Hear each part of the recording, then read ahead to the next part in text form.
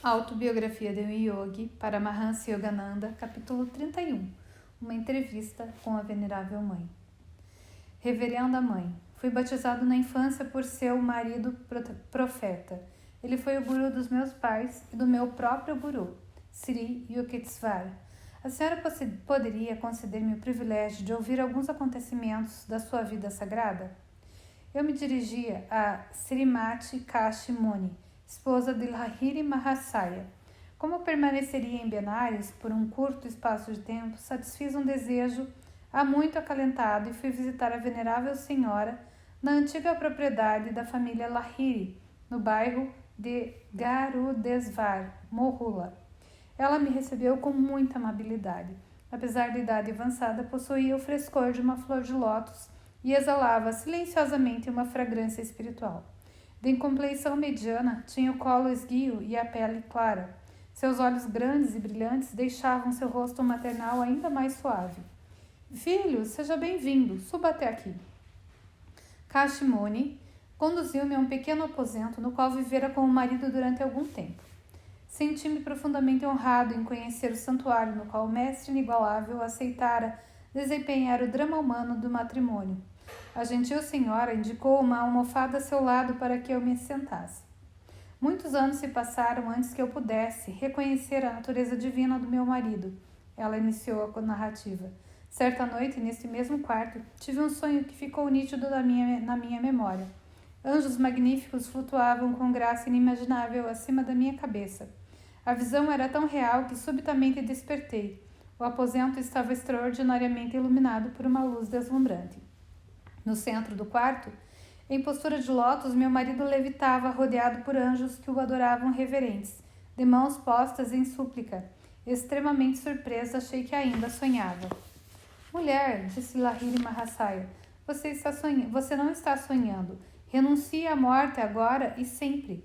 Enquanto ele descia lentamente até o chão, prostrei-me aos seus pés. Mestre, exclamei, prostro-me diante de você muitas e muitas vezes. Pode perdoar-me por tê-lo considerado meu marido? Morro de vergonha só de pensar que dormi em ignorância ao lado de alguém divinamente desperto. A partir dessa noite você deixou de ser meu marido para tornar-se meu guru. Aceita-me insignificante que sou como discípula? O mestre tocou-me gentilmente. Levanta, alma sagrada. Você foi aceita. Dizendo isso, fez-me um sinal, indicando os anjos. Por favor, reverencie cada um desses seres divinos. Ao terminar minhas humildes saudações, as vozes angelicais soaram em uníssono, como um coro recitando uma antiga escritura. Consorte do ser divino, tu és bendita. Nós te saudamos. Eles se inclinaram diante dos meus pés e, suas figuras refulgantes desapareceram. O aposento escureceu. Meu guru perguntou-me então se eu queria receber a iniciação em Kriya Yoga. Certamente, respondi. Sinto muito de não ter recebido essa bênção mais cedo na vida. A hora ainda não havia chegado. Lahiri Mahasaya sorriu, consolando-me. Em silêncio, ajudei-a a livrar-se de grande parte do seu karma. Agora você está pronta e preparada. Dizendo isso, ele tocou minha fronte. Um turbilhão de luzes apareceu e gradualmente formou o olho espiritual azul opalino com um aro de ouro em volta e uma estrela branca pentagonal no centro. Faça com que sua consciência atravesse a estrela e alcance o reino do infinito. A voz do meu guru agora vibrava num tom diferente, suave como uma música distante. Uma após a outra, as visões se dissiparam como ondas do mar nas praias da minha alma. Finalmente, as esferas panorâmicas fundiram-se num oceano de felicidade. Perdi-me naquela imensidão de bênçãos. Horas mais tarde, quando recuperei a percepção do mundo, o mestre transmitiu-me a técnica de Kriya Yoga. A partir daquela noite, Lahiri Mahasaya nunca mais dormiu no meu quarto, nem tampouco voltou a dormir. Permanecia na sala da frente do andar térreo, na companhia de seus discípulos, tanto de dia quanto de noite. A nobre senhora permaneceu em silêncio, percebendo o quanto sua relação com o sublime yogi era extraordinária. Ousei pedir-lhe que compartilhasse comigo mais algumas de suas lembranças.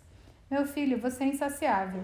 Apesar disso, lhe contarei mais uma história, ela disse com um sorriso tímido.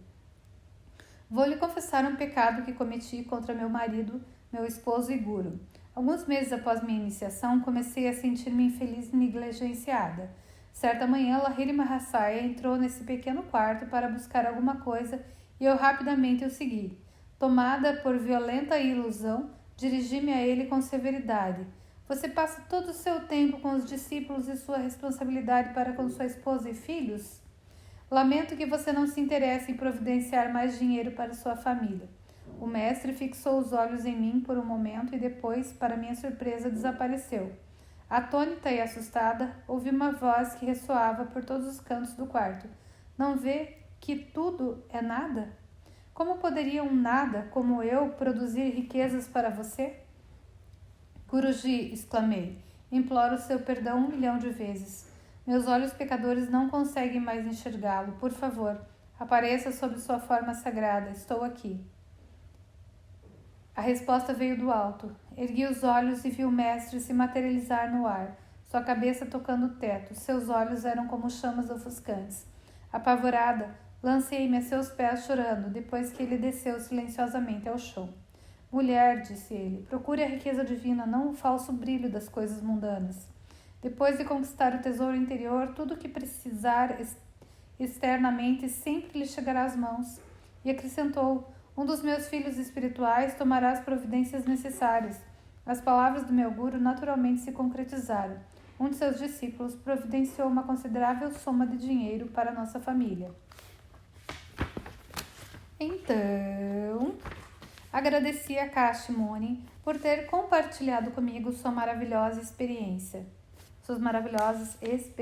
No dia seguinte, voltei à casa dela e passei várias horas em discussão filosófica com o Tim Kouri e do Kouri Lahiri. Esses dois filhos santos do grande yogi da Índia seguiram de perto os ideais do pai. Altos e fortes, os dois tinham a tez clara, a barba muito longa, a voz suave e gestos encantadores e delicados. Além de sua esposa, Lahiri Mahasaya teve centenas de outras discípulas, entre elas minha mãe. Certa vez, uma mulher Shela pediu-lhe uma foto. Ao entregar-lhe seu retrato, ele observou: se você considerá-la uma proteção, assim será. Do contrário, será apenas uma fotografia.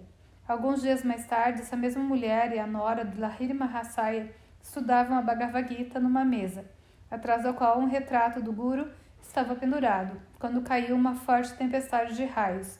Lahiri Mahasaya, proteja-nos. As mulheres prostraram-se em reverência diante da fotografia. Nesse momento, um raio atingiu o livro que elas liam, mas as duas devotas escaparam ilesas. Senti como se alguém tivesse colocado uma camada de gelo ao meu redor para me proteger do calor escaldante, explicou a mulher Shela. Lahiri Mahasaya realizou 2 milagres na vida de uma de suas discípulas, chamada Aboya. Certo dia, ela e o marido, um advogado de Calcutá, partiram para visitar seu guru em Benares. A carruagem em que viajavam atrasou-se, retira pelo tráfego intenso, e eles chegaram à estação principal de Hourá apenas a tempo de ouvir o apito do trem que partia para Benares. Ao lado da bilheteria, a boia permaneceu quieta. Lahiri Mahasaya, eu lhe peço para parar o trem. Ela rezou em silêncio. Não posso suportar a angústia de esperar mais um dia para vê-lo. As rodas da locomotiva fumacenta continuaram a mover-se, mas o trem não avançava. O maquinista e os passageiros desceram para a plataforma para observar o fenômeno. Um funcionário inglês da ferrovia aproximou-se de Aboya e do seu marido e, num fato sem precedentes, ofereceu-se para ajudá-los. Babu, dê-me o dinheiro que eu irei comprar os bilhetes enquanto vocês embarcam. Assim que o casal sentou na cabine e recebeu as passagens, o trem começou a avançar lentamente.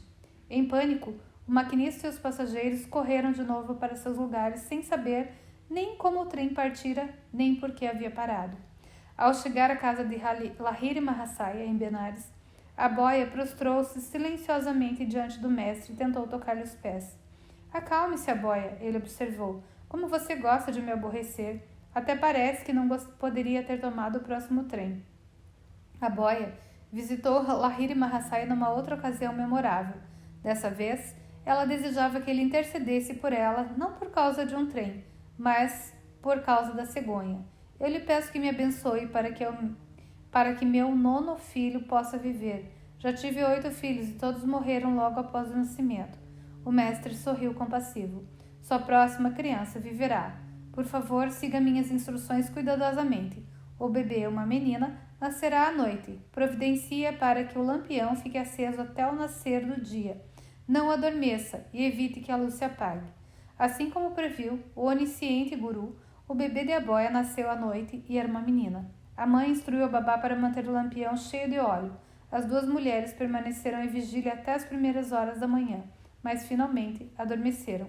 A luz tênue do lampião já estava quase se apagando quando o trinco moveu-se e a porta do quarto escancarou-se com um forte ruído. As 2 mulheres despertaram assustadas e cheias de surpresa. Entreviram a figura de Lahiri Mahasaya. Aboia, tome cuidado, a luz está quase se apagando, disse ele, apontando o lampião que a babá correu para reabastecer. Assim que a luz voltou a brilhar, o mestre desapareceu. A porta se fechou e foi trancada, sem nenhuma intervenção visível. O nome do bebê de Aboia sobreviveu e o 9º bebê de Aboia sobreviveu e em 1935, quando pedi notícias dela, ainda estava viva. Um dos discípulos de Lahiri Mahasaya, o venerável Kali Kumar Roy, contou-me de outros fatos fascinantes da sua vida com o mestre, com todos os pormenores. Com frequência, eu me hospedava por muitas semanas na sua casa em Benares, disse-me Roy. Observei que muitas pessoas santas, dandas, swamis, chegavam ali na quietude da noite para sentar-se aos pés do guru. Algumas vezes, eles entabulavam discussões a respeito de meditação e filosofia.